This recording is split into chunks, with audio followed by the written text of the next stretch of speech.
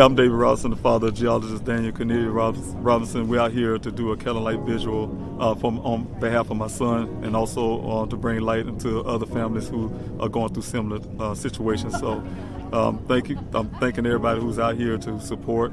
We need to stand in solidarity to bring attention to this case and to make a statement. Oh, I'll be your shelter, I'll be your armor. I hear you whisper underneath your breath. I hear your SOS, your SOS. I will send out an army to find you in the middle of the darkest night. It's true, I will rescue you.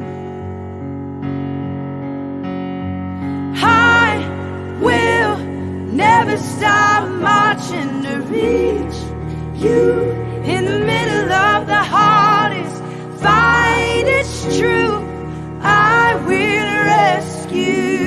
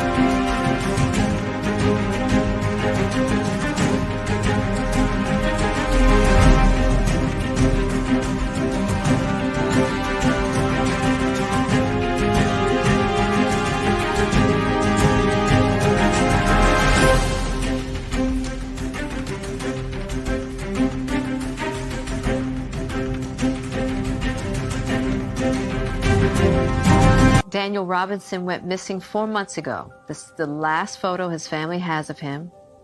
He's a 24-year-old geologist, last seen leaving his job site in Buckeye, Arizona. As the Gabby Petito homicide case garners national attention, another young person has been missing for nearly 3 months, and his family is desperate to find him. 24-year-old Daniel Robinson, a geologist, was last seen on the morning of June 23rd, leaving his work site in the desert of Buckeye, Arizona. David Robinson had only one thought on his mind as he drove the nearly 1,800 miles from his South Carolina home to Phoenix. I had to find my son, and I'm still searching for him. Thank you for coming out to this morning's Q&A. My name is David Robinson, the father of geologist Daniel Robinson, who went missing on June the 23rd, 2021. He was doing what he loved the best, is his work in geology. He graduated from the College of Charleston in Charleston, South Carolina. Upon graduation, he came out to Arizona to start his life and start his career. He landed a job at Matrix New World. It's also called Matrix Southwest Groundwater, where he was hired on as what they call a field geologist, also called a hydrogeologist. On the morning of June the 23rd, my son visited 2 well sites. He visited one early that morning, and then the second well site where he ended up missing around 9 o'clock that morning. He met another gentleman at that well site. It was just he and the other gentleman there. They went down into that well site where they spent roughly 10 minutes. And in that 10-minute conversation, the story from the gentleman is that my son waved off to him, got in his vehicle, drove off, ended up farther west in the desert, in the remote part of the desert where he was never ever seen again. Almost 30 days later, on July the 19th, his vehicle showed up here in that ravine behind me. It's a 20-foot ravine. His vehicle was flipped on the side. Everything he was wearing on his body, if you can look behind me, was his safety vest. Everything he's wearing on his body, his clothes, all in the pile, from his underwear to his socks. That was about 3 feet away from the vehicle. Also, the safety vest was like another foot away from the pile of clothing. and one of his boots was a few feet away from the pile of clothing, and the second boot is tucked under the vehicle. The story from the Buckeye Police Department, who's in charge of my son's case, is that he most likely didn't suffer any injury because they didn't see any blood in the vehicle, but they believe that he had a severe head injury, which made him kick his way out the sunroof and exit the vehicle because of the head injury that causes him to believe that he's hot. So he shredded his clothes off, went to hide up under a tree somewhere to cool off, probably succumbed to his injury. And one detective suggested that maybe he did all of that just to be away from his family and join the monastery, become a monk. Of course, when my son went missing on June the 23rd, I immediately alerted the adult authorities and put in a missing persons report. That first day, putting a missing person report, I was told that the officer was going to go down a road called Sun Valley Parkway and Cactus Road, which is outside of that desert. Not knowing the terrain, not knowing the area, I was relieved to hear that. However, later on that night, I found out that my son was missing in the desert. I requested them to go out to search my son. They couldn't do it because it's nighttime, according to the officer, but they would do it the next morning. The next morning came, they decided to go out. Told me they was gonna go out there, and I was really excited about that. They go search my son, but at the same time, about an hour or so later, they called me back and said that the flight was canceled. It was scrapped because the higher ups, his supervisor, didn't authorize it. Being that my son is a grown man, if he want to disappear, the way they put it, he can as a grown man. He has the right to disappear if he want to. That prompted me to grab together everything I had quickly. I was already coming up if my son wasn't located at that time, but that really pushed me to get out my house faster. I grabbed everything I could, threw everything in my vehicle, and just started heading out west. I made it here in Arizona on June the 26th, where I've been searching for my son since. I also started my own investigation. I started my own searches, and also started my own campaign to get the word out about my son, his case. And I've been doing that to this day. I rely on my own funding and also the funding of volunteers like yourself to keep everything running. Again, my name is David Robinson, the father of geologist Daniel Robinson, who went missing on June the 23rd, 2021. I'm here doing a Q&A this morning. It's my son's case finally, after hard work, went nationally, got nationally recognized for a while. And, that helped out a lot to get my son's story across. However, there's a lot more work to be done. I made the Q&A today because a lot of people have high interest in my son's case. You've been highly involved with it, have a lot of questions. I'd like to give you some answers to those questions, and also it helps bring awareness to my son's case. So I do ask you guys, if you can, please hit that like, share, subscribe to this channel. That would help the algorithms work for me to get my son's story out there. And that's the whole name of this game here, just get the story out there.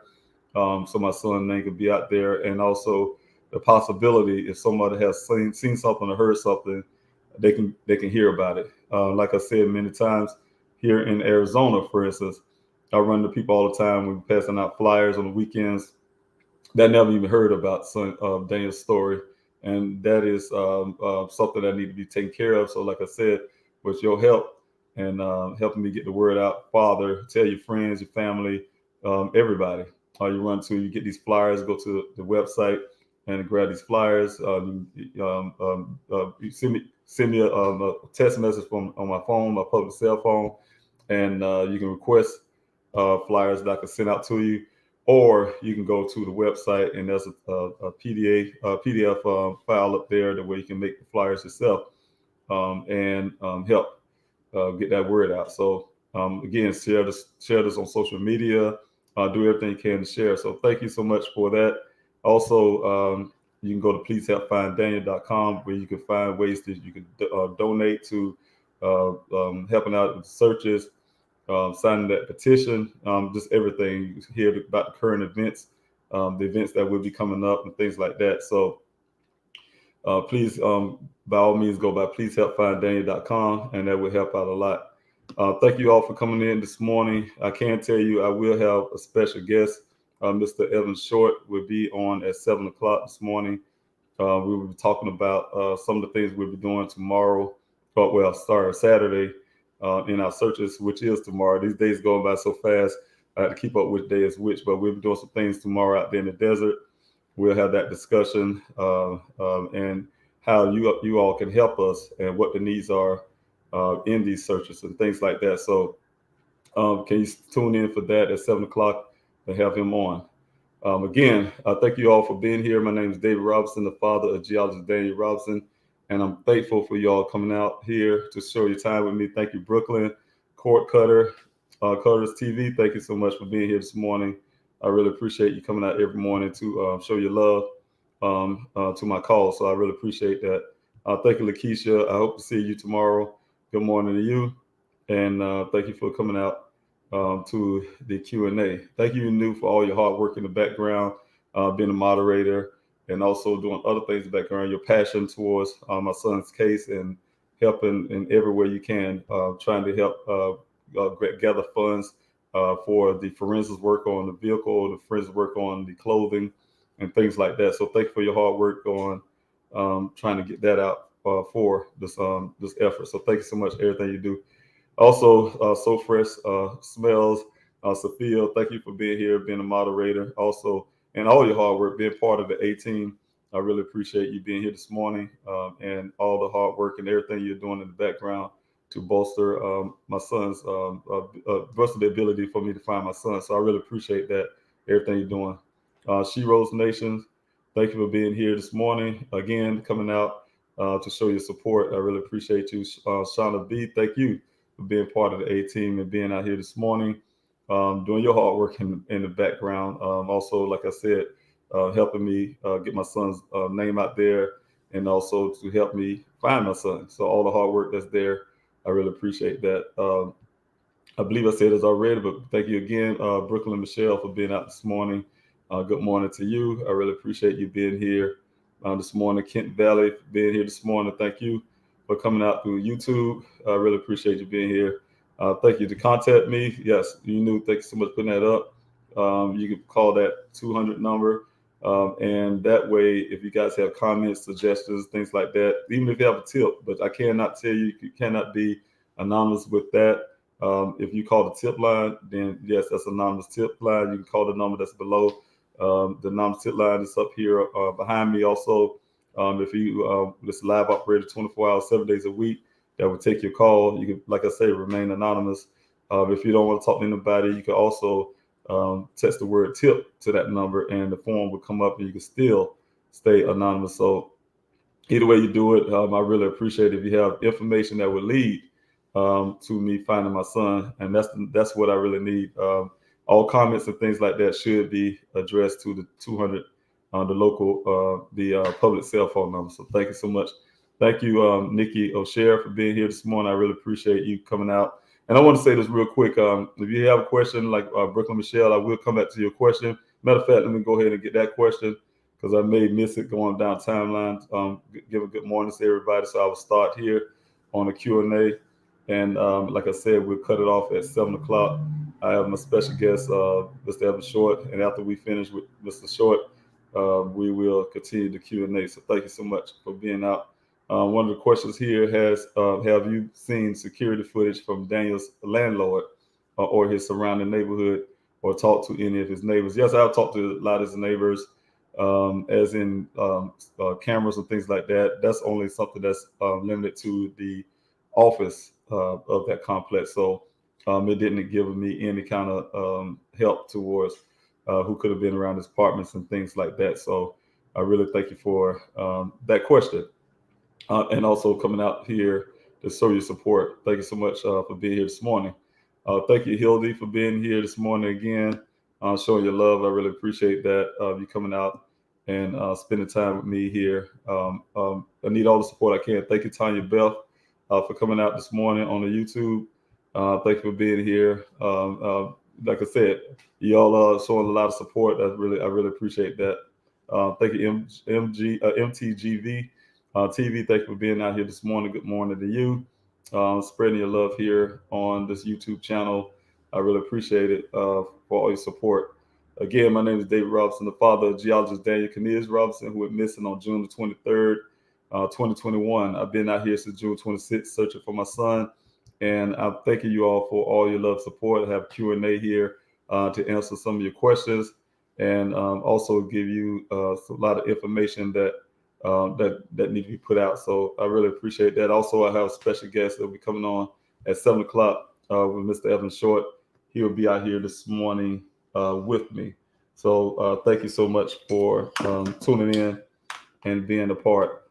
If you guys have any questions, please put the word question there first, followed by your question. That'll help me as I'm going down the timeline to locate your question. That really helps out tremendously. So thank you so much for that. If you can, if you can do that for me, I really appreciate that. All right, profiling manipulation. Thank you for being here this morning, sharing your time here on this channel. And one thing I want to say too, if I miss your question, please ask again. I apologize for it in advance.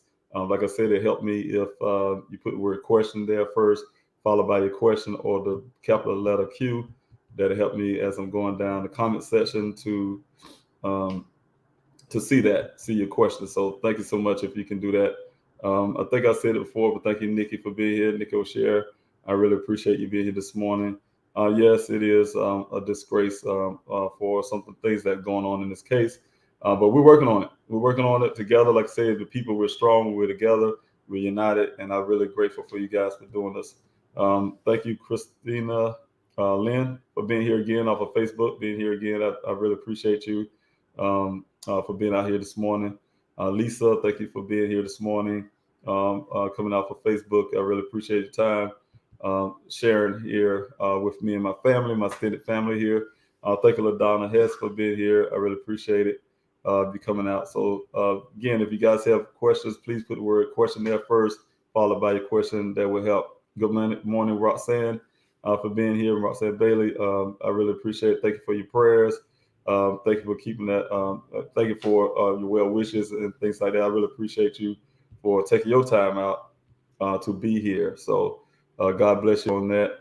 Thank you, LaDonna, for being here this morning. I believe I said it already, but thank you again for being here this morning and spending time. I do have a question here from Shauna. I missed it. Yeah, from Shauna. Thank you for being here again and all the hard work you do in the background and being part of the A-team. Would your legal team be able to request from Buckeye Police Department the actual video footage they were going to share from the Waffle House and oppose to the picture they took the footage? I believe so. You know what I'm saying? Of the Freedom of Information Act, I will be trying to gather all of those type things. One of the things that was really telling from that department is the fact that they would not furnish me video footage. Instead, taking a picture of the video footage and give it to me. To me, that's something being hidden from me as a father. Like I said, a lot of things that goes on in this case, they don't reach out to me to tell me anything what they're doing in this case. And I know they can't be doing much without evidence. The guys messed this case up at the beginning. They should never have ever turned over anything from the scene to me. And the crazy part was the next exact day after it was found, turned the vehicle over to me, and then a few days to close. So that thing should never being turned over to me. Should be still in the evidence locker for things like this. They say they can rule out. They say no foul play. They didn't suspect foul play, but they can't say they couldn't rule. They can't say they can rule out foul play. But they decided to give me my things. In my opinion, hoping that I would just grab those things. Took that when they told me they had no more leads to follow and there's nothing else to see, Mr. Robinson. Now take you behind back to South Carolina. This is over. But I didn't do that. So I will be requesting those actual videos, Shauna, and so that hopefully I get all of that under the Freedom of Information Act, and I'll be working on that. So thank you so much. for your questions. So thanks so much. I really appreciate you. Also, thank you, Penny. Penny, oh my gosh, it's good to see your face. You put a smile on my face. You already know that. I miss you out there. I miss seeing your face. So thank you so much. I know you're out there all the time. You know how you do it. So really thank you so much for all your hard work and your effort to try to locate my son. I know you put in some hard hours and some hard time out there. So I'm grateful for you. Thank you for being here this morning off of Facebook. I really appreciate you so much. Thank you, Gwen, for being here. All your hard work you're doing in the background, making sure everything is straight. I really appreciate you being out here this morning. And like she said here, if you guys have any, if you want to see about the upcoming searches or events and things like that, please go to pleasehelpfinddaniel.com. All the information, everything will be there. So I really appreciate it if you guys can do that. So again, if you guys have any questions, please put the word question there first, followed by your question. That helped me as I'm going down the timeline to locate your questions, and then I can answer them. Also, don't forget to hit that like, share, and subscribe button. Subscribe. That helps. That helps out a lot to get my son's story out there, help me get this channel out there. So I'm really grateful if you guys can do that or share this channel with other people so they can join in. So thank you. Thank you so much if you can do that. Also, thank you, Lois, again, for being here every morning, sharing your time here. So I'm really grateful for you. I believe out of North Carolina. Thank you so much, and I really appreciate you. Thank you. Also, Chasing Justice for being here. I really appreciate you being here this morning, out here to spend time with us. Again, I will be having Mr. Evans Short on shortly in about another 10 minutes. If you guys are still out here, still watching the channel, he will be on. We'll be talking about some things, what we expect to be doing tomorrow. And also, just keep everything about these searches, because we need the help out there. If you guys can come out tomorrow, we'll be grateful, because we need those numbers. At this point, I'm not looking for my son walking around without everything that's here on the ground after all these months. It's going on 9 months in a few days. It'll be 9 months since my son been missing. And right now, I'm on a recovery phase.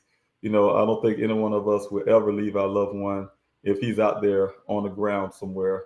That's not something we'll do as a human being, is leave someone behind.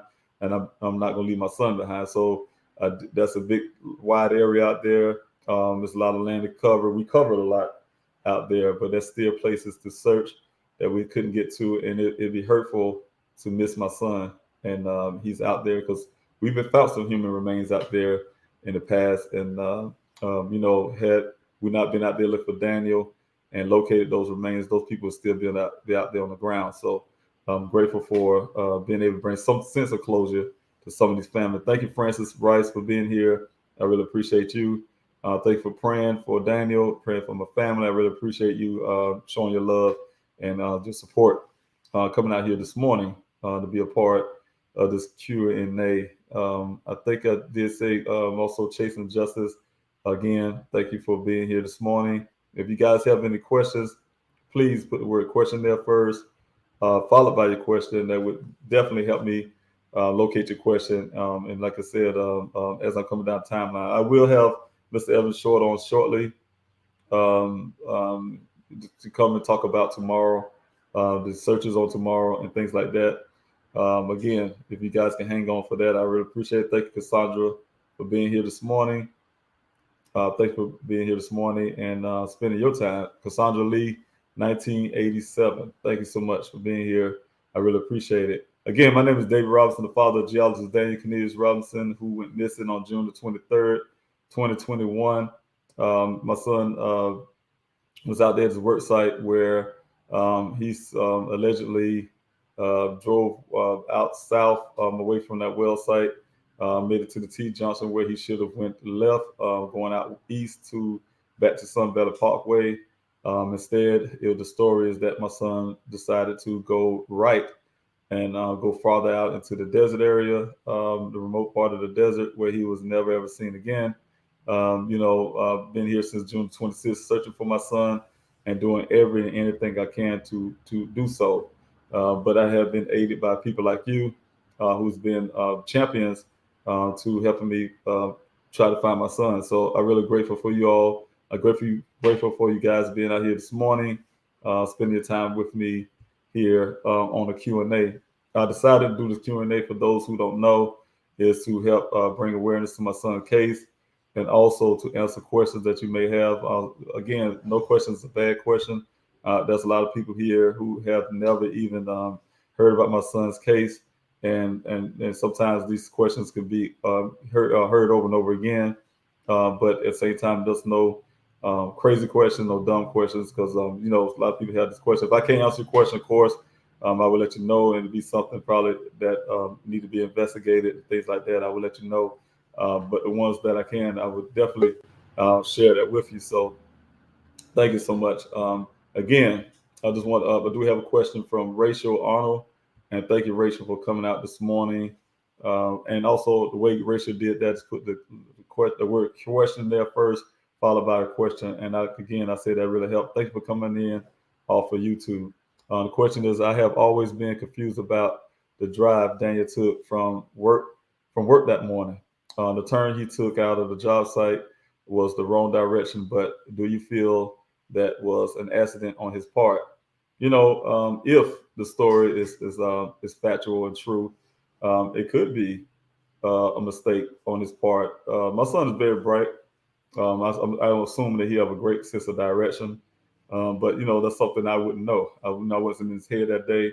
I can tell you, this is the first time my son ever been down in this to this well site, so it's possible for him to make a wrong turn, not knowing, losing track of direction. I'm really confident that he probably wouldn't, but like I said, I wasn't there in his head that morning.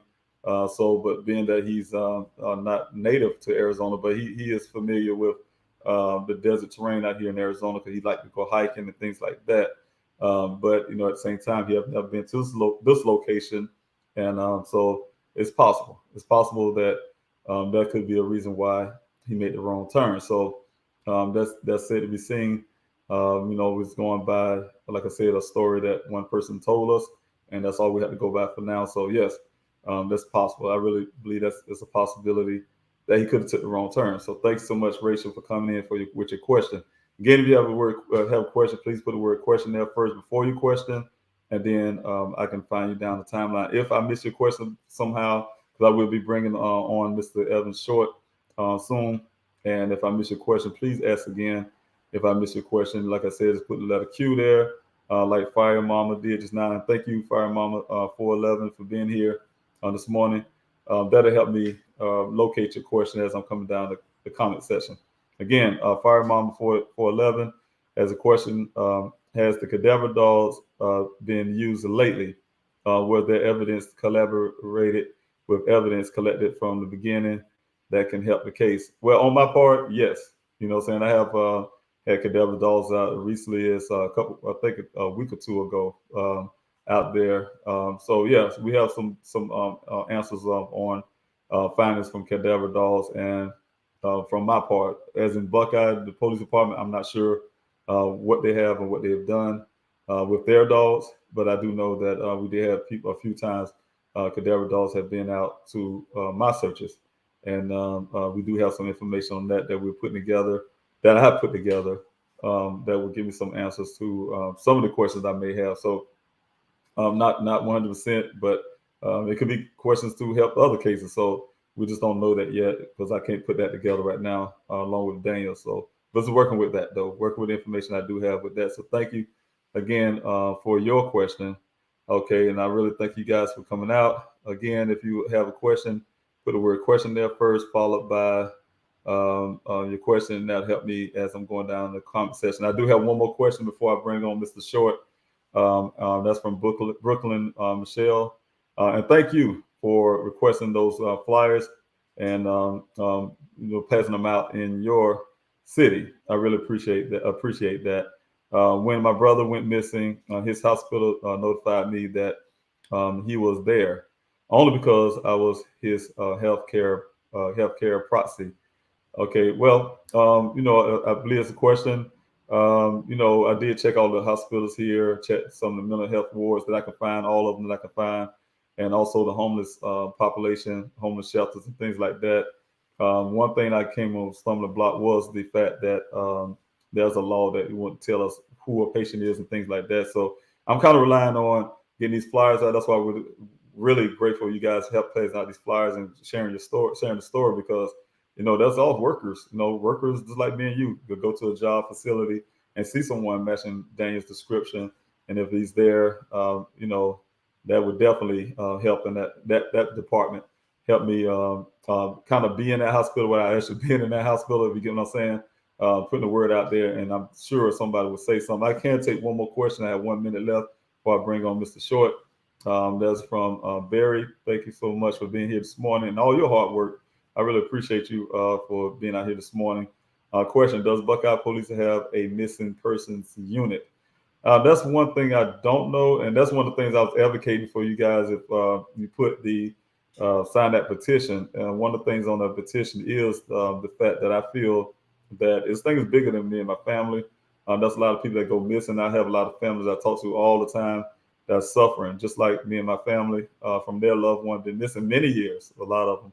But they don't even have the national attention. They don't have any news coverage, nothing to help like the help that I'm getting. So, as in the missing person unit, I think every state, especially states like Arizona, Alaska, New York, and all these other states, California, that have high cases of missing persons, should have a unit. They should allocate some of that money and focus on a certain department. It shouldn't be no department like Buckeye, who's been doing subpart, barely doing anything to locate missing people and not acting quickly. They should be highly trained, especially states like this with the high rates should be highly trained and things like that. So that's the things I'll be advocating in the future. That's the reason why I'm trying to get this nonprofit going. That's the reason why I'm trying to be advocate for other families who will be going through the same thing, or that's going through or could be in the future going through the same thing me and my family has been going through. So thank you very much, everybody, for being here. I am going to bring on Mr. Evan Short, and after he's on, we're going to discuss about tomorrow. But after he's off, I'll go back to the Q&As. And I thank you very much for being here this morning. I will have to end the Q&A this morning at 8 o'clock. I do have a prior engagement that I had to go to this morning, so I will have to can make sure I be on time and be sharp on that. So thanks so much for being here. So I'm bringing on Mr. Short now, and I appreciate you. Thank you so much. Thank you. How you doing this morning, Mr. Short? Doing good, sir. How you doing? I'm doing okay. I'm glad you coming out here and spending time with us on this Q&A. I tell everybody we will be talking about some of the things that we need out there in the searches and about the search tomorrow. So I'm really grateful for you being on. Yeah, my pleasure. Good morning, everybody. This is Mr. Evan Short. He's the logistics and the search coordinator for Please Help Find Daniel out there in the desert. He's been doing the hard work. We've been doing this thing since Mr. Short and his wife came along. They have not taken any days off. I'm really grateful for all the hard work he's doing out there to keep these searches going. So thank you, Mr. Short, for being on, and welcome. Yeah, thanks. It's a pleasure to have to be here with you guys. Yes, sir. Yes, sir. Give us a little bit of intake of the things that we may need for tomorrow, the things that we're looking for, and the places that we should be out there searching on tomorrow, and how we do our searches. Yeah, well, we've been conducting two different kind of searches out in the desert recently. We've got the foot search. We've been doing line searches. Volunteers have been showing up. We coordinate. We've got line leads that that assist. Like our regular volunteers that show up. We got Elaine and Ton and a whole bunch of other people that just there's too many to name right now. I can take an hour listing them. Yes, that's right. So that's a major part of what we've been doing. Really, what we kind of our special operation is as we like to key it, is the on the west side of that Hacienda Wash. just due to the fact that previously, when we first started doing this, the wash was full. We've pulled a few vehicles out of that wash. They've gotten stuck, including side by sides and ATVs get stuck in there. But it is not the rainy season, and it's cooler weather. So really, us getting like a 4x4 vehicles, like highly capable 4x4 vehicles, ATVs, side by sides. If there's any like ATV side by side clubs that are out there that are going to go out on a Saturday anyways, let's have them come out, and I got a whole area that we can have those people help out. And what's important about this having the razors and things like that, especially in terms of the volunteers? Sure. Well, just for the volunteers, and then I'll go into like our personal need for those things.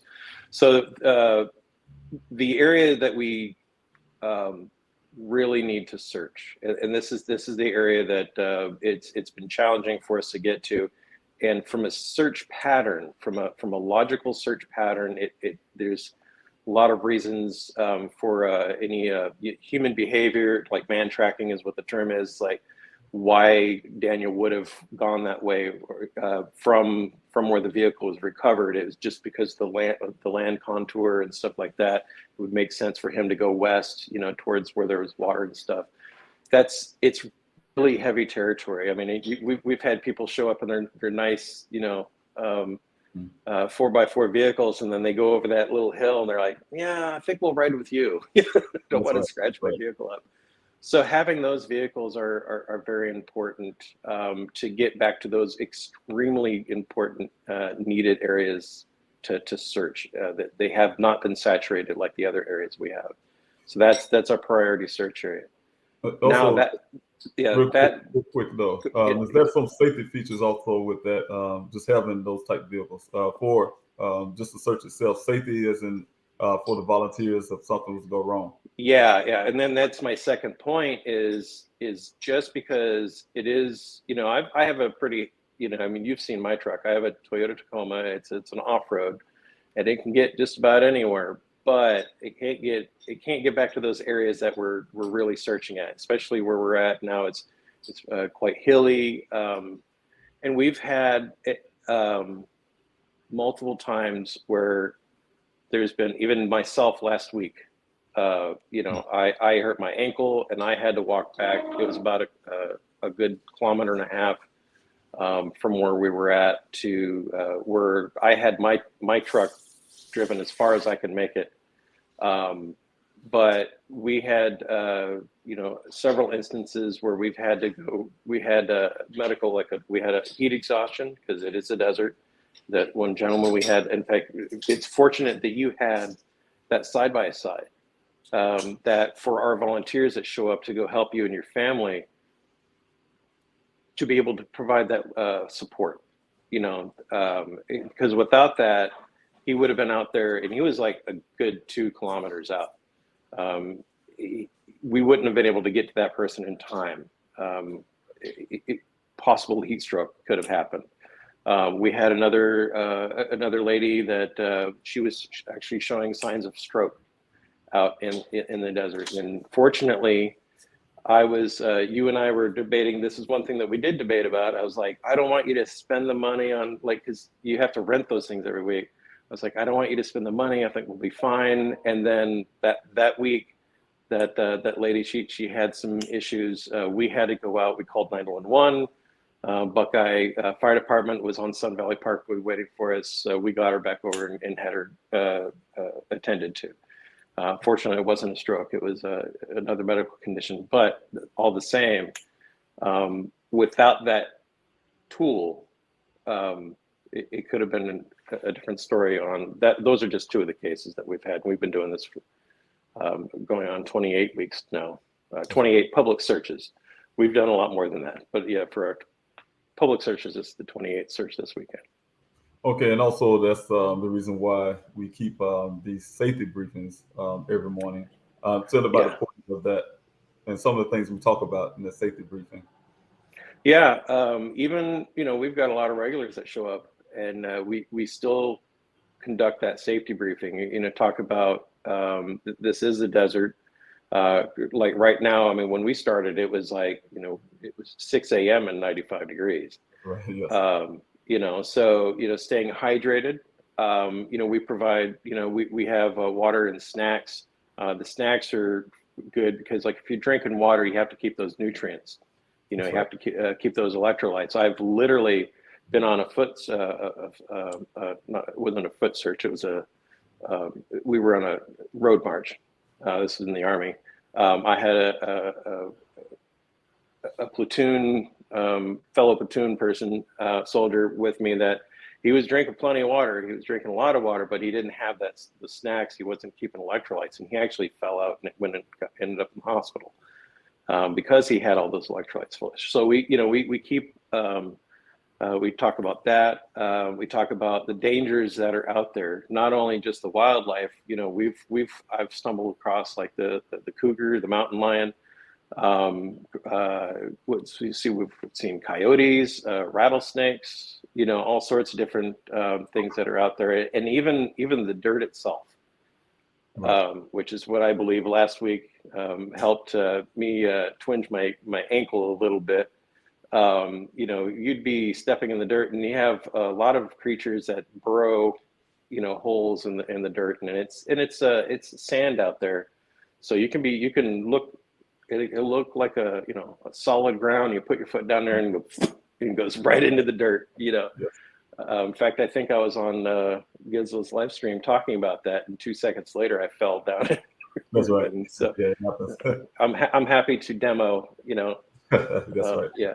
But yeah, it's extremely important, even for the reoccurring volunteers that come out. We still have those safety briefings because it is the desert. It's rough territory out there.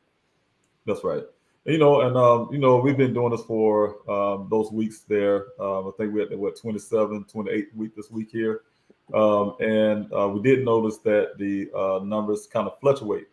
We play things by air. Oh, yeah. We don't know from day to day. We have our meetings, of course, but we never know until we actually get out there how what we talked about in the meeting will actually happen. So what is the importance of the numbers that we need? We need the numbers out there to try to conduct these searches. Like you said, from the variation from, I guess, the people with UTVs, ATV type vehicles to those who actually can be on the ground doing the foot searches. Yeah. Well, we welcome anybody that can come out, and we always find a home for them to help out. Right now, like I would love it if 30 people in ATVs and side-by-sides show up, and we can cover a ton of the area that we need. But when we first started, there's two different kind of searches. You got the hasty search, which is where you have like a square kilometer grid, and then you assign 5 to 10, 15 people as a team to go search that area. And then they go walk around and check stuff out. But at this stage of the game, it's not like, when they were looking for the vehicle, you could do that. You're looking for a larger object. At this point of the game, we're hoping to find Daniel just sitting there somewhere waiting for us to find him. That's the really desire. But that's right.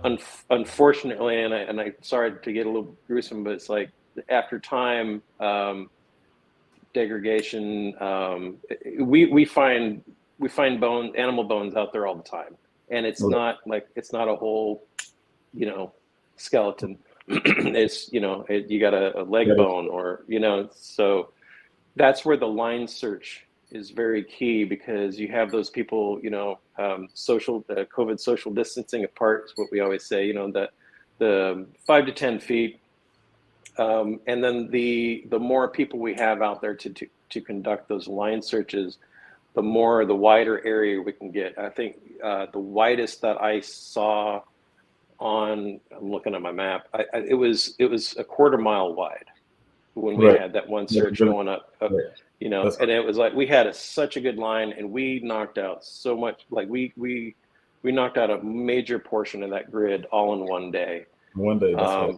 Yeah, and then, but like this weekend, we had, excluding us, there was like 10 people, which we did. We followed the path grid that the line that I wanted. We were able to get down there, but it wasn't as narrow as we would hope. But you know what? We did it, and we knocked out a good section, even with the 10 people. But if we had 40, 50 people, we would have the next section area for the line search that I want to do. We would only have to do that one more time. But at this time, we have to. That's another 4 weeks, with 10 people to cover one area. So that's where those numbers really help out. Of course, the more we have, the wider it can be, and we can close this area off and move on to the next area. That's right. And, we have also out there in the searches, I tell everybody that I call you guys my extended family.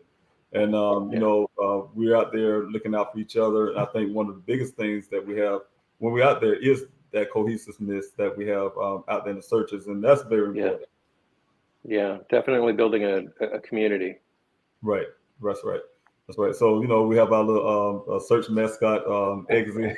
So, I'm really grateful for you guys being out there and help. And like I said, you and your wife has been out there, tremendous help. You've been taking on 2 roles. We did have a separate search coordinator. You took on that role also with the logistics side of everything. So I'm really grateful for everything you do. I did see some questions out in the comment section. I did miss one of 2 that had some relations to what we do out there in the desert. So, but I wanted to bring you on this morning to bring you on many mornings. This is not the first. I'll try to bring you on some mornings here so we can on Friday, so we can talk about what we would be doing on Saturday, on the next day. So I'm glad you came on, Mr. Short, and I hope to see you. And I'm glad to see you tomorrow morning, bright and early. Hopefully I can beat you there this time and be on time. So we'll see you out there this morning. And I just wanted to give a shout out to my wife, Leanne. Without her, that's right. Leanne is the center post here that helps me get everything done. So I don't know if she's watching or not, but that's right. I know she's on top of it. That's right. Yeah. You have somebody there that should make sure you're bringing everything. Don't leave something behind. Yeah. No, without her, I'd end up in Albuquerque or that That's Bugs right. Bunny. It's like I should have taken a left turn at Albuquerque. She's like, no, turn. That's right. All right. Thank you, Mr. Short, for being on, and we'll see you tomorrow morning. My pleasure. Thanks. Yes, sir. Thank you. All right, thank you everybody for joining in. Again, I'm David Robinson, the father of geologist Daniel Robinson. That was Mr. Evan Short, who came on to give us some information about tomorrow's searches. We do that every Saturday at 7:45. We may be moving that time up back to 6:45 pretty soon. As the weather changing, it gets hot out there. Mr. Evan Short was out there, him and his wife Leanne, out there when the weather, like I said, is really hot.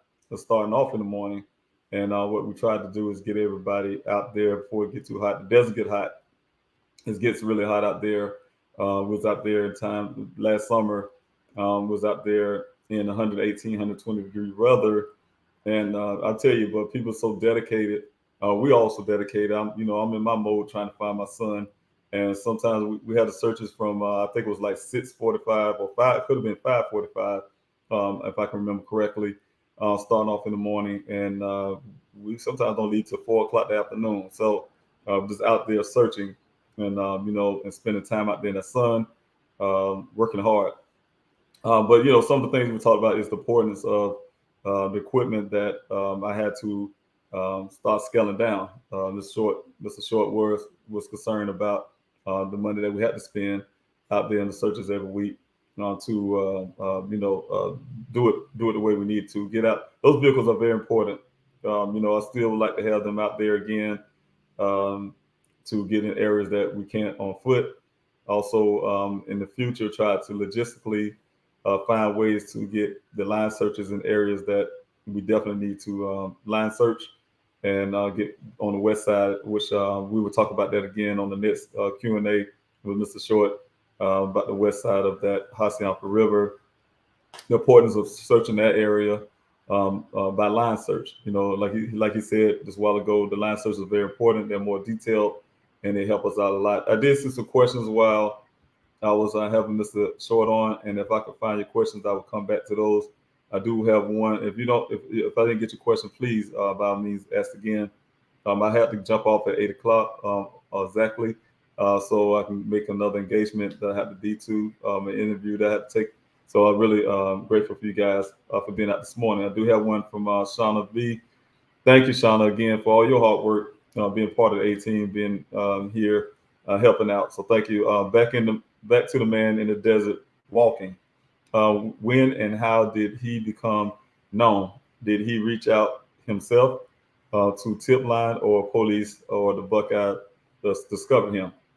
I believe you were referring to the gentleman that told us that he was a FBI agent, and then also that he saw my son. He was the last person that seen my son after the gentleman at the well site. Yes, well, he was brought to me by my former search coordinator, the one that came on before Evan.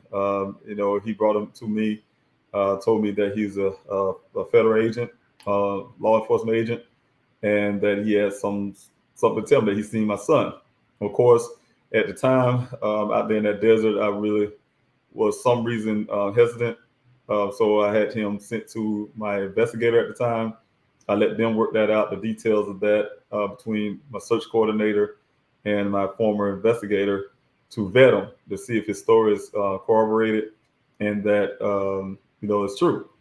Of course, they came back to me and said, yes, his story is corroborated and that is true. I accept that, and I give y'all the information on my family press conference that I did out there in the desert. The gentleman said that he was out there target practicing with his children, and he noticed my son out in the distance. I have a couple areas I'm not putting out this morning, but a couple areas out there in the desert. I can't say near the Hassayampa River, the Wagner Wash, and also that he saw my son at one point through his scope of his rifle. And also he's seen him a second time. So on the second time he approached my son to see why he was there. He said my son was very polite to him. My son was had his door open of the vehicle as if he was cleaning the vehicle out or something, but he was near this wash. And as he approached him, my son kind of stood at the door. But when he stepped away from the door, that's when he noticed that he was missing the right hand. And but my son was very polite to him, and also he just had nothing that indicated my son was smoking any drugs or doing anything. My son also gave him instruction that because he asked him, "Hey, look, about target practicing in this area." And my son told him, "Hey, I hope you're not target practicing in this area because this is where we're working, and this is where I work." And he pointed them out to BLM lands where people do go out there often to target practice. So pretty much that was the scope of their conversation. He went his way, my son went his way, and that was the end of that story. But the timeline was very important. I don't have that timeline I can put out now. But at the time, some things came out about this gentleman that kind of definitely put a damper on my faith in what I was told. However, I did talk to the Buckeye Police Department about it because this guy, I want to back up. He did say he reached out, and the reason why he reached out to us because he did reach out to the Buckeye Police Department. They refused to talk to him, so that's the reason why he reached out to my search coordinator at the time, and which in turn came to me.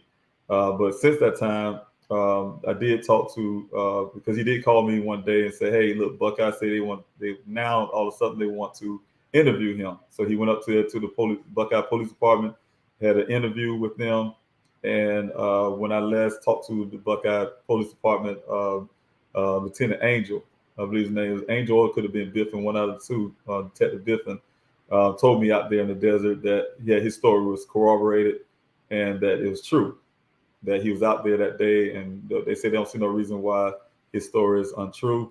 So they took a story. I don't know if they put it in their report right now because they have so many reports, but it should be in there about this guy's story. However, I didn't hear much more about it. Like you're saying, Shauna, it kind of went under the radar. We don't really talk about it as much, but it is a person who's out there who said he also seen my son lastly that morning out there in the desert. So for me, I have to vet that story. And myself, I just don't take anything from anybody as full face until I can verify it myself. I would take it from that department without vetting myself. So that's one of the things I am doing in the background is checking into those things. So thank you so much, everybody, for coming in and also being a part of this Q&A. Also, like I said, Mr. Evan Short was just on. And if you guys had missed that, he would be on again next Friday. We're going to try to make this a Friday thing to talk about what we'll be doing on Saturday, what we'll be doing on tomorrow, and the needs that we have out there in the searches. He is a logistics coordinator for me, and he's also my search coordinator.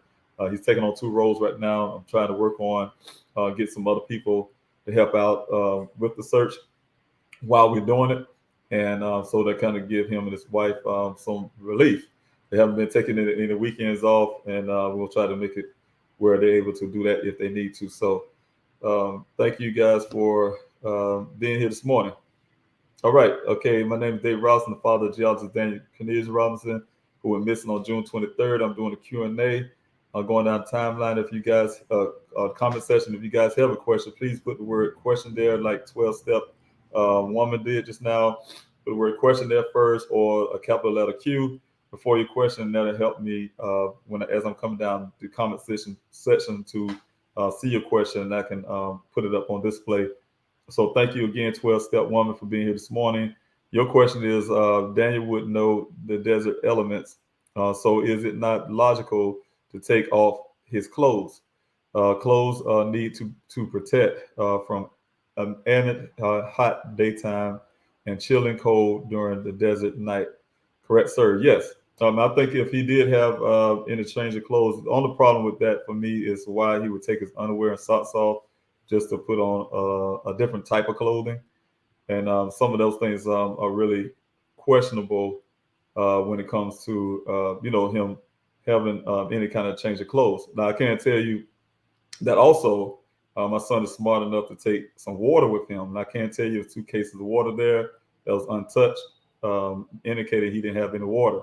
So, if you change your clothes because, make sure you're hydrated and things like that or protected, I would think if you're planning to walk off somewhere, you'll take some water with you too. So those type things is what make it really hard to say if we know if Daniel had changed the clothes or not, or if and why would he take his clothes off. And like I said, one of the socks was found near the well site.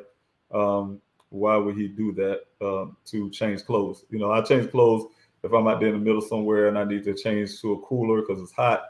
I don't come all the way down, taking literally everything off just to put on a pair of shorts or something, for instance, or something lighter. That would be, or take the shorts off and put on some pants to cover my skin. So that type of thing. So yeah, we do have questions about that. And thank you for your question, 12-step woman. And thank you for coming off on the Facebook. Thanks so much for your question. If you have a question, please put the word question there. Again, like 12-step woman. And then I can find you down the comment section. Therefore, Daniel wouldn't get very far in the nude, so his body would be easily found without the clothes, as allegedly stated, sir. I'm not sure the question on that, but I do know that, according to the Buckeye Police Department, everything my son was wearing is right here on the ground. They feel that he was walking around undressed. He left here because of a head injury and probably succumbed to his injuries under a tree. They double talk. The 1 minute they say he have injuries, the other way they say he was uninjured, but then at the same time say this severe head injury. So, it confuses me logically. I think the story they have is so confusing because they're confusing. They're very confusing. They don't know how to, it's almost like, hey, we can just throw anything out there and hope that something sticks, because it don't make sense to me. You're double talking all the time. Hey, look, hey, your son, this vehicle here, he didn't get injured. The good part is how you put it, he didn't get injured because we didn't find any blood in the vehicle. So to them, that's to indicate there was no injuries. But at the same time, we feel like he had a severe head injury, and he kicked his way out the sunroof for whatever reason he was able to do. Kicked his way out the sunroof, took a whole panel off the sunroof, and got it there with his superhuman strength and crawled out that sunroof. I can't tell you that vehicle don't have glass in the sunroof, so that's one thing for sure. But he kicked his way off that panel and kicked it out and got out that vehicle. And somehow, without no injuries, but with a severe head injury, at the same time, double talking, he had took his clothing off because he was hot, and he slipped his clothes off because it's hot and all. That's what head injuries do. That's what you're telling me. When people have head injuries, they slip their clothes off. And I can't tell you, and I don't share a lot. A lot of people in my background don't like me sharing that, but it's the truth. I was in Afghanistan. I suffered a head injury from IED blast, and I didn't ever shed my clothes off.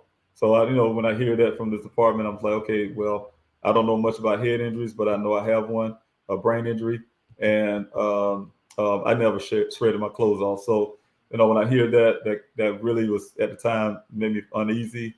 Just hearing that, that's an explanation why my son's clothing is on the ground, and he's walking off in the nude, as you put it, 12-step woman, and hid up under a tree. So, when I hear that kind of stuff, it sounds ridiculous to me, and it does sound really not even logical to me. So, I don't know how they can come up with these things, but anyway, that's the stuff that I get from that department.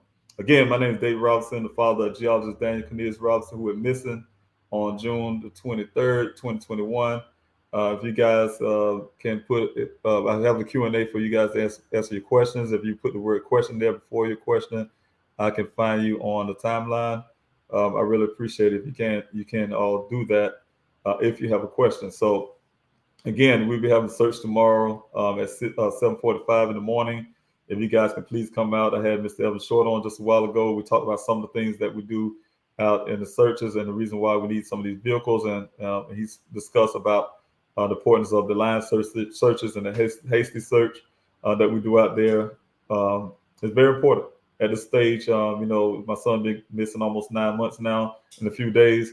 And, it took me a while to actually be able to say it. I mean, I'm a logical man. I've been in Afghanistan. I've been in war situations. I've seen a lot of things and did a lot of things. So I understand the way life works when it comes to desert terrain. So it's heartbreaking. It's really hard for me to imagine my son is out there all this time.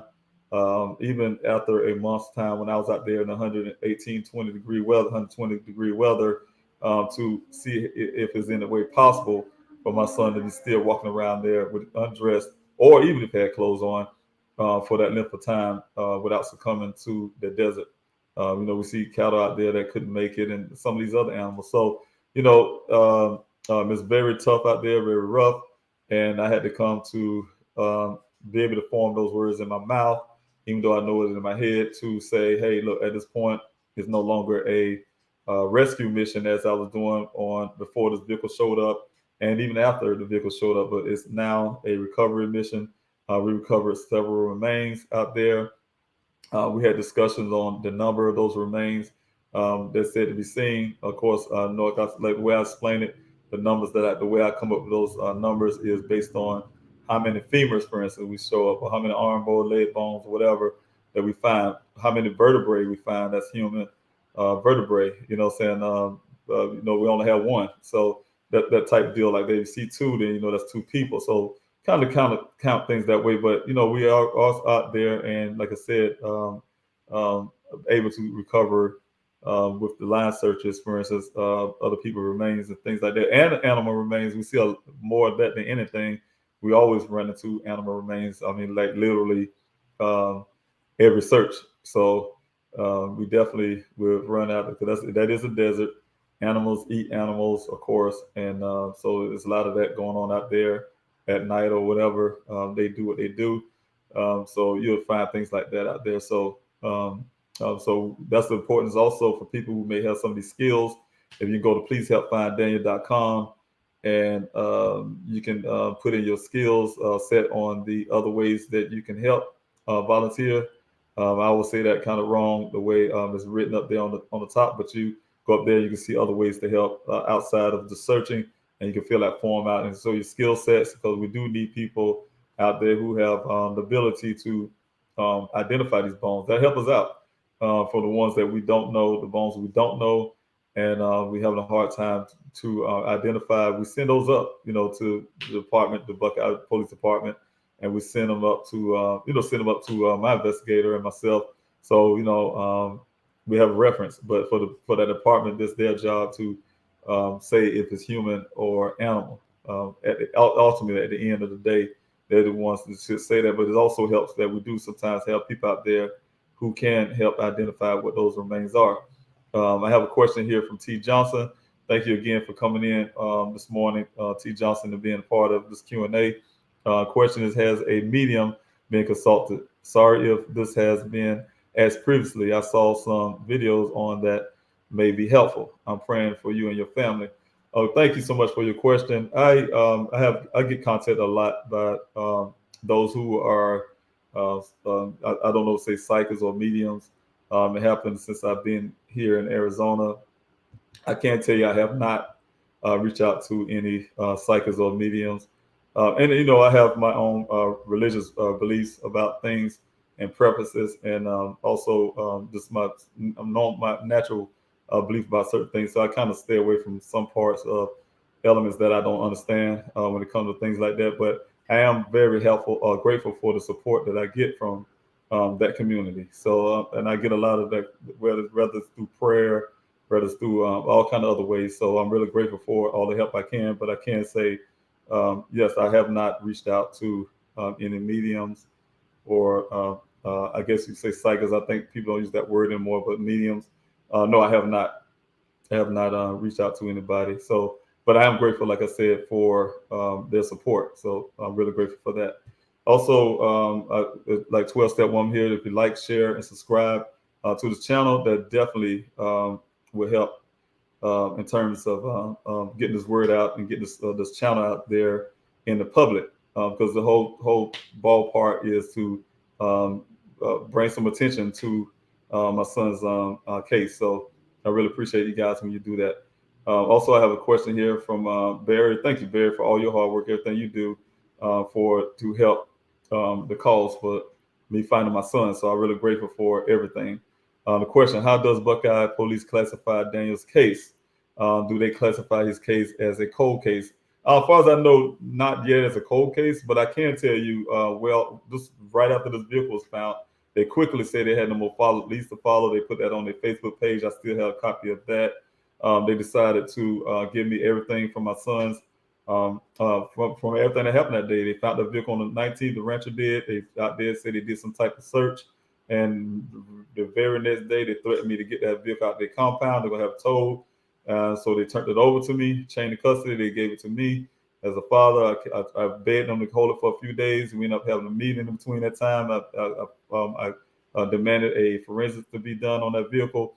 So that kept them holding that vehicle for a little longer to do forensics work on it. I mean, when I say forensic, fingerprinting, that's what I asked for, specific fingerprinting, because I wanted to know if anybody else was in that vehicle. So they said they did fingerprint. I still don't have that answer to that fingerprinting to this day. When I requested that, after that meeting on that a few days after they gave me that vehicle on the 20th, they also gave me my son's belongings. So that ended their case. They even told my investigator when I got one that they was finished with. They gave him the black box data that they collected because they say they don't have an investigation. He said it to me. He said it on many news stations that what Buckeye said into that meeting he had with them. So they didn't have a case. They didn't have an investigation.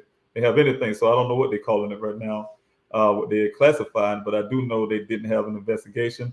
No matter what this department said, no matter what the city managers are speaking out there, they direct to us, told us they didn't have an investigation, and they didn't investigate. How are you going to investigate anything without evidence? Without the clothing, without the car, without all of that. You gave that over to me. So You can't be investigating. That is word games that's being played out there in that report, and they're just trying to cover themselves because they messed up. So the thing is, though, as a question for that, I don't know what they're classifying it as right now. They don't even talk to me. So, like I said, that's the reason why the Freedom of Information Act is very important for me, and I will be working on that in the next few days, coming the first part of the week to get the information about all of that. So thank you very, very for that question. I have one from Shauna. Thank you also for being part of the A-Team. My A-Team is really doing something great. They're doing great out here. I really appreciate the questions. Thank you so much for being here this morning. Did the Buckeye Police Department police investigator speak with you and provided verbal details justifying for alleged theory? I don't understand how they know he wore those clothes without forensics. That is a good question. Yes, he verbally told me those things. Like I said, this vehicle was found on the 19th. I think it was early that morning, according to that rancher. These guys decided to not even call me. Now, they know I've been out here on the ground before the vehicle was shown. I was out there on the ground every week, even on the weekdays, searching for my son on that ground. They knew I was out there because they first advised me not to go out there when I was trying to go by myself. I formed my own searches, been out there every week, was finding human remains, and was out there. And when that vehicle showed up, we didn't go that far to where the vehicle, that's one thing. We're just working around that area where my son was last seen. He was last seen at a well site. That's what my search was based on, that well site. Searching around that area. There's a lot of area to search over there. And like I said, the vehicle showed up. They waited over 24 hours just to tell me. They called me the next morning, said, hey, the vehicle was found. We didn't find your son. And he brought me to that station. And when he got into that station, he gave me three things. He had two maps and one picture. It's one picture of the scene is all he gave me. And he described all the things, the details verbally, what he thought happened, what they believe happened at that scene. From a picture he was showing me. He pointed out the clothing to whatever. And he told me verbally, step by step, all those things I'm telling you guys that, but he didn't have any, he did not one time mention the word forensics, or on the picture he gave me originally, didn't have any forensic markers there. So forensically, I do know from the meeting, that the recorded meeting, and with a witness, they didn't do any forensic work at the scene. And the reason it was because, according to the Lieutenant Hammond, is that they didn't see any blood in the vehicle. So no forensic work wasn't done on there. How they come with their justifications with that kind of stuff is all about what they see with their eyes. Hey, no blood in the vehicle because we didn't see any blood. It wasn't because we tested to see if any blood was wiped up or any blood was in that vehicle. We did some forensic work. No, the word forensic was never used until I was in that meeting. And I asked the reason why, because I was sitting there puzzling with that, trying to figure out how to get that vehicle out the compound. And I was sitting looking at that one picture, and it dawned on me like a bell, ding, ding, ding, where's the marker saying you're doing forensic work? So when I got in that meeting, that's one of the questions, asking, like, why have y'all doing forensic work on that vehicle? So it wasn't nothing done, or on his clothing, or anything else alike. So, and that's one of the reasons why, because they didn't have a case. They turned those things over to me, marked for safekeeping. I still have those bags marked for safekeeping, take pictures and all that kind of stuff of marks for safekeeping, meaning they saying there's nothing to see here. My son is not missing. He would be back for his things. We turned all his things over to his family. End of story. Y'all go back to South Carolina and leave us alone. That's the way I took it. So thank you so much for that question, Shauna. We have 12-Step Woman. Remind us to hit that like, share, and subscribe button. If you guys can do that, I really appreciate that. Also, for people who have requested for a different way to donate, that is the Cash App. Thank you, 12-Step Woman. I really appreciate you doing that. That is the Cash App address, if you would to that. I guess some people didn't want to donate because of GoFundMe fees and things like that. So I wanted to get everything, I guess. So I did open up a Cash App for Please Help Find Daniel.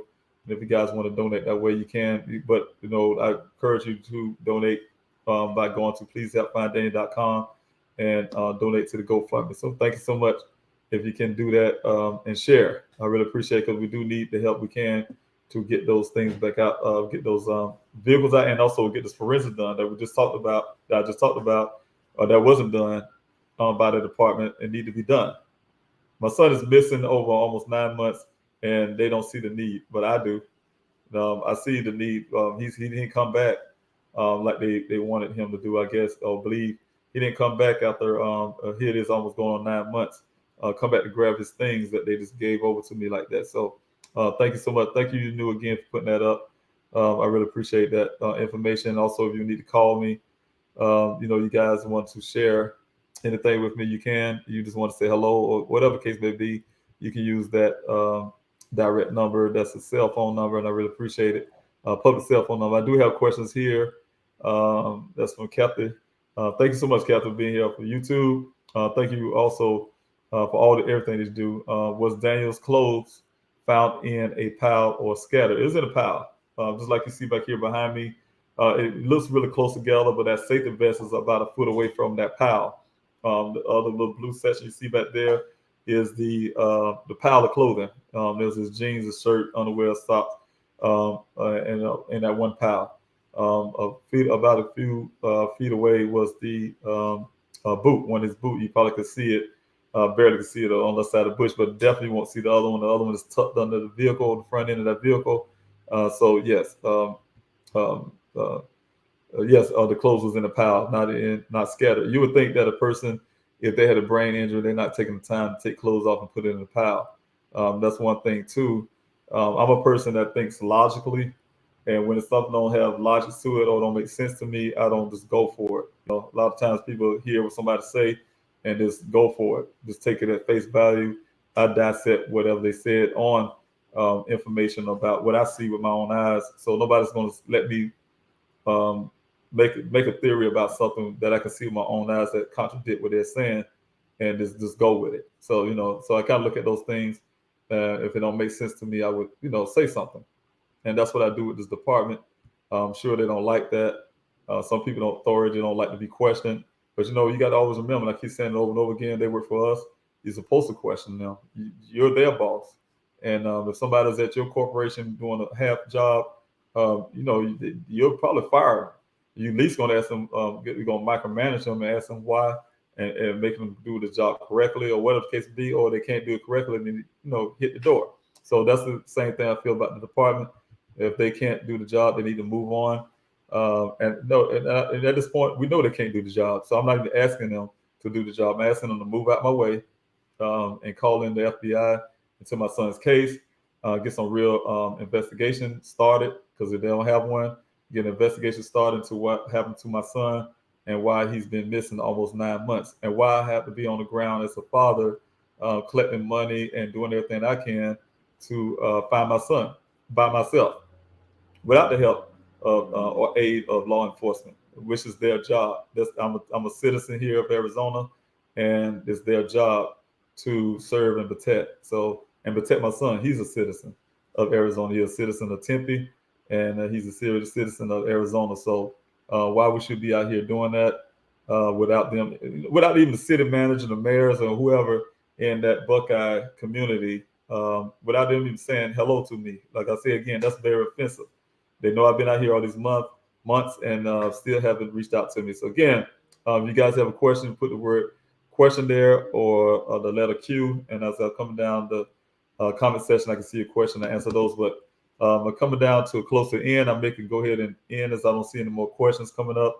But my name is David Robinson, the father of geologist Daniel Robinson. He went missing on June 23rd from his job site in Buckeye, Arizona desert. He was going to a second well site that morning, where he met one other gentleman. He and the other gentleman ended up at that well site for almost 10 minutes, or a little at 10 minutes. And that one gentleman said, my son decided to leave. He waved off to him, got in his vehicle, was driving out as if he was leaving the area. And his two stories to that. He once said that my son's job called and inquired about my son, and he went to go look for him. And then the other story is that he was wondering why my son waved my son went, and he went go looking on his own. he followed these trails. One story to the police department, he followed these trails where he noticed that the vehicle was, the tracks showed that he was going out west and he should have went out east, which is very difficult to, I can have questions about that all the time, just being out there every week, and a lot of volunteers can probably look at that now and start asking questions about this man's story about the tire tracks. But anyway, he told them that he followed the tracks and my son's tracks went out west, and when he should have went east, and that's the reason why he disappeared. He told me personally, with witness, that he followed those tracks, stayed west or left to those tracks to make sure he didn't damage those tracks, because the police are gonna come looking, and this story is gonna get big and it's become national and yada yada yada. He went so far as telling them how far he went walking and going up on the hill. How he even painted rocks red to show officers the direction that these that his tracks went. So things like that. So this is the story. My son been missing since, like I said, and his vehicle showed up in that ravine behind me. It's a 20-foot ravine out there in a remote area, only about a little over 3 miles away from that job site that my son was located last. And like I said, it's almost 30 days later out there. My son's clothing, everything's wet on his body. You can see the orange safety vest there that he was wearing that day, his jeans, his all his clothes, underwear, sock, and all on the ground in a pile. And his cell phone that my family and I was calling for almost a whole full day before it finally went dead, obviously, because it finally started going straight to voicemail, was in the vehicle, but my son didn't answer it, but they felt that he survived his injuries, survived that crash, which they felt was a full rollover, and is doing all this crazy stuff, flipping and rolling, and he survived without injuries. But he at the same time had a head injury, but he kicked his way out the sunroof, and he been smart enough to take his clothes off with a head injury, confused and dazed, and put it in a nice pile, and change his clothes possibly, or some people say, and then other ones say the department saying he just. They ain't saying about changing clothes, but that he walked off naked and went under a tree somewhere to cool off, and may have succumbed to his injuries. The other, for double talking, and then the other theory from the detective is that he just did all of this to be away from his family, join a monastery, become a monk. He planned this. If I take that story, he planned all this, wreck his car, threw his clothes on the ground to pretend like something happened so he can go join a monastery somewhere. So we won't know. The family won't know where he's at. So that's the way I take that. Anyway, again, my name is Dave Robinson, the father of geologist Daniel Robinson, and I will come to the end of this Q&A. And I'm looking for any more questions. But like Yunu said, if you hear something, heard something, please say something. That's the importance of putting the word out there. That's important of the Q&A. And I want to mention this too. Under suggestions of my A team, I may be doing this Q&A in prime time. That means I'll probably do it around 5:30 or 6 o'clock here in Arizona to give you guys on the East Coast the opportunity to do this at night. That way you're at home, out from work and things like that. Trying to make a time where everybody can join in and ask more questions and be more involved. So I may move some of this Q&A over to the primetime section. So look out for that. I will put it up and give you an alert on that. If I decide to do so, I will put all the information there. Again, a tip line, if you hear something, say something. Remember to say something, please. If you know anything that will lead Daniel back home to us, my family, please call that tip line, 24 hours, 7 days a week, live operators there. Take your call. And also you can remain anonymous. If you don't want to talk to anyone, you can do what here on the bottom of the screen. You can just text the word tip to that tip line number that you see here on the screen, and the form will come up, and you can still stay anonymous if you like. If you like. So also everything you need to find is on pleasehelpfinddaniel.com. If you guys have anything where you want to help, you want to donate to hearing about the current events or what's going to come up, events that will be coming up in the future, other ways you can help. By fill out the form, everything there would be. If you wanted to make your own flyers, so the PDF is there for you to do that. Make your flyers, But again, I could show it to you. Or maybe I have a session one day to. I'd rather for them to be postcard size. If you can just remember that, I would try to add that to that session so people remember. Try to do a postcard size, and I did explain the reason why I would like them to be that way. If you can, if you can't, I understand that too. So if you can, I would like to see it that way if possible. Also, if you want to call the Buckeye Police Department and ask them to bring in the FBI into this case, I'm not longer asking them to step up their game because they never did it for almost 9 months. So it's a little too late. I need them to move out my way and bring in the FBI. So we need to demand that. You can call, ask for Chief Hall, and the number's right there below, and Chief Sanders, and say, hey, look, we need the FBI in this Mr. Robinson's case. He's asking for that. He's been asking for that, and they need to contact me. I don't need nothing done in the dark and hidden in the secret. They need to be contacting me as a family. I've been here since June the 26th looking for my son, and that is the proper protocol to alert the family or anything that you're doing on my son's behalf. They already have a clone phone on my son that I didn't authorize or anybody did. So, don't do things outside the vacuum. So thank you. But anyway, the next search will be on tomorrow at 7:45 in the morning. So if you guys in the flyer distribution, they're at 3:15 tomorrow. So if you guys can come to either or both, I'm very appreciative of that. Again, if you go to pleasehelpfinddanny.com, you can go to volunteer in other ways tab again to fill out that form.